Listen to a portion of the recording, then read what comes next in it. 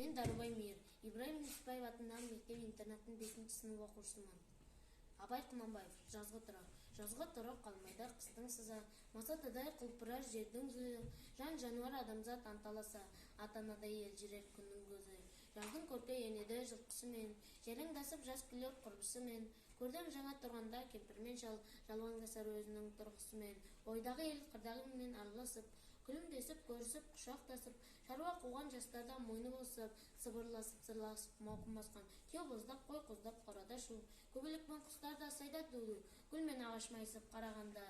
сыбдыр қағып бұраңдап ағады су, көл жағалай мамырлап, құлменен жұмыртқа іздеп жүгіріп, балалар мәз, ұшқыр атпен зырылдап тастағанда, жарқ-жұрқ етіп көп талпаз, құз қатарлы байланған қанжығаға, қыз бұраңдап жабысып қылады наз, жазға жақсы киінер қыз келіншек, жер жүзіне өң берер гүл бәйшешек, сайда бұлбұл сайраса, қырда торғай тостаған үніне қосар байғұс көкек.